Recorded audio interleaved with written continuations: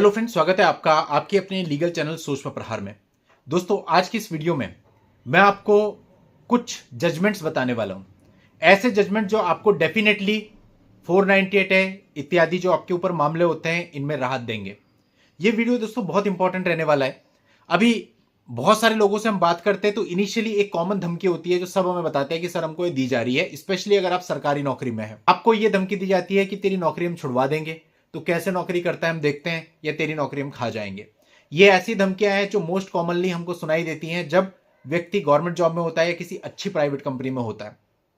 अब अगर आप नौकरी खा जाएंगे, नौकरी छुड़वा देंगे, तो आपको मिलेगा क्या? वैसे तो कॉमन सेंस की बात है, बट खैर इस प्रकार की धमकी होती है और लड़के इस प्रकार की धमकी से घबराते भी हैं। और एक सिचुएशन और होती है, वो सिचुएशन होती है जहां पर आपने एक पेपर दिया और फॉर्चुनेटली वो पेपर क्रैक हो गया। अब आप सब जानते हैं गवर्नमेंट एग्जाम्स के पेपर देने, उनका क्रैक होना कितना मुश्किल होता है। कई बार 5 साल की मेहनत के बाद वो क्रैक होता है, कई बार 8 साल की मेहनत के बाद क्रैक होता है, कई बार और ज्यादा।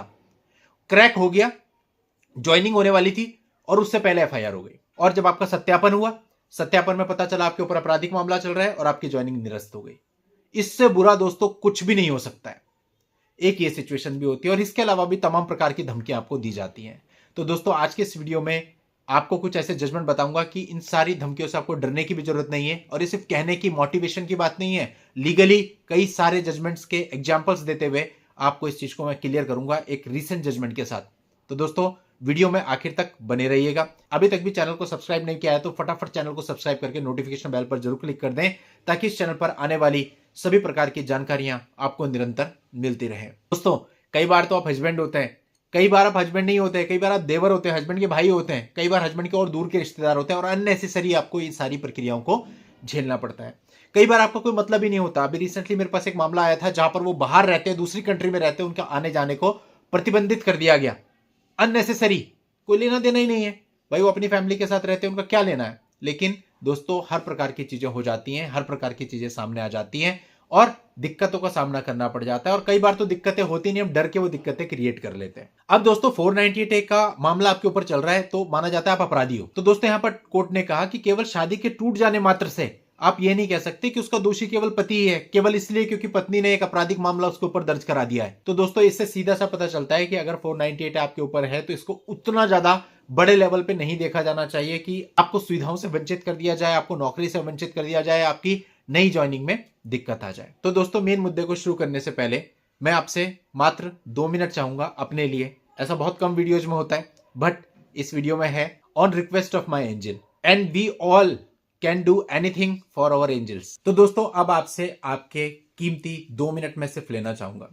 दोस्तों, मेरी बेटी है एंजल। कुछ लोगों ने इसके वीडियोज पहले देखे होंगे, कुछ लोग इसको नहीं जानते हैं।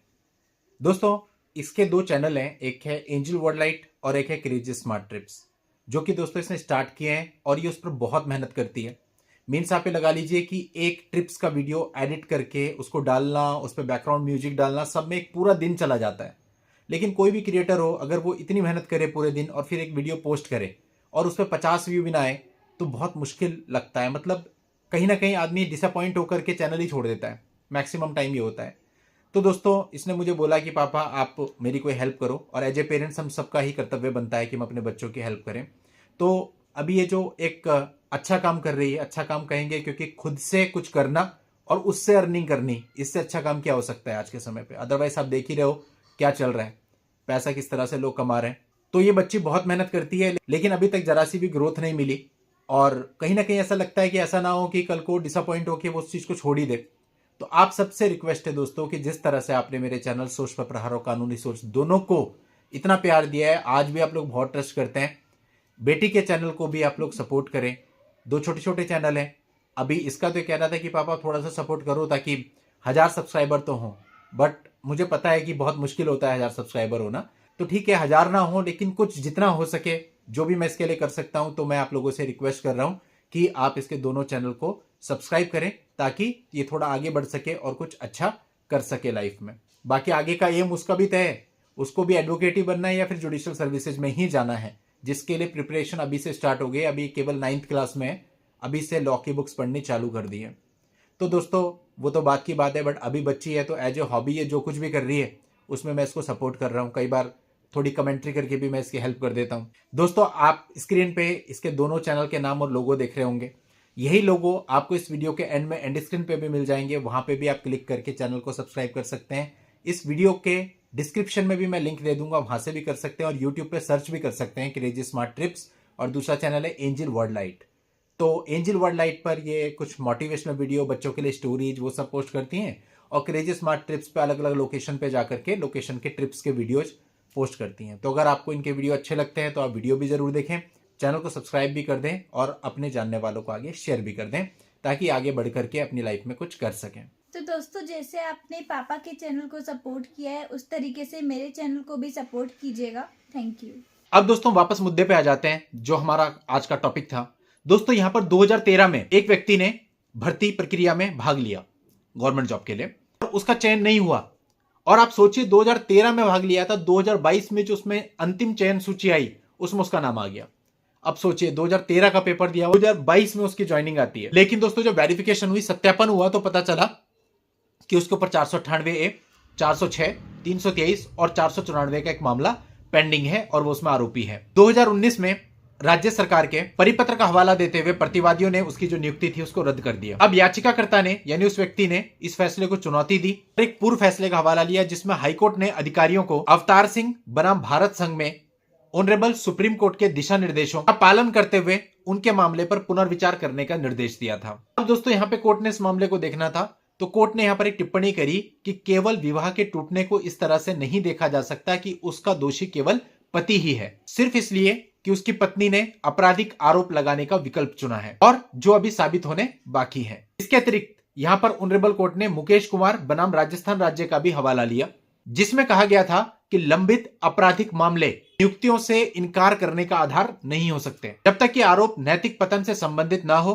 या फिर दोष सिद्धि का कारण ना बने। अब ये सारे मामलों का हवाला लेते हुए, ये टिप्पणियां करते हुए ऑनरेबल कोर्ट ने उस आदेश को रद्द कर दिया जिसमें उसकी नियुक्ति कैंसिल की गई थी, और 30 दिनों के भीतर उसे नियुक्ति पत्र देने का आदेश दिया गया। लेकिन इसके साथ साथ याचिकाकर्ता से एक अंडरटेकिंग भी ली कि यदि इस मामले में भविष्य में उसको दोषी पाया जाता है तो फिर उस केस में वो इक्विटी का दावा नहीं करेगा। दोस्तों इस तरह से उस व्यक्ति को नियुक्ति मिल गई। तो यदि आपके साथ सेम प्रॉब्लम आ रही है कि ऐसे 498, 406 इत्यादि के मामले पेंडिंग है और कहीं पे आपका वेरिफिकेशन होना है, तो इस जजमेंट का भी आप हवाला ले सकते हैं।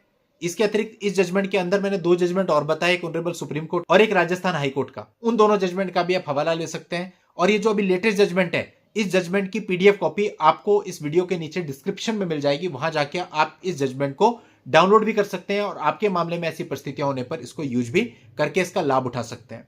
तो दोस्तों अगर आपके ऊपर 498 का मामला दर्ज हो रहा है और आप ऑलरेडी गवर्नमेंट जॉब में है, किसी प्राइवेट कंपनी में है, तो सामने वाले पे ऐसा कोई टूल नहीं है कि वो आपकी नौकरी छुड़वा दें, तो इस धमकी से डरना बिल्कुल बंद करें।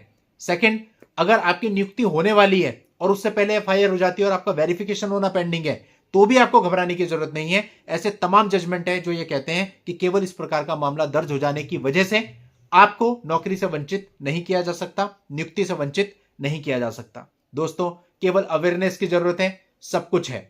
आप इन जजमेंट का हवाला लीजिए और फाइट कीजिए अगर आपके साथ भी ऐसी कोई परिस्थिति है। चलिए दोस्तों आज के इस वीडियो में इतना ही। नेक्स्ट वीडियो में नई जानकारी के साथ मैं आपसे फिर मिलता हूं, तब तक के लिए good bye and thank you for watching. Take care.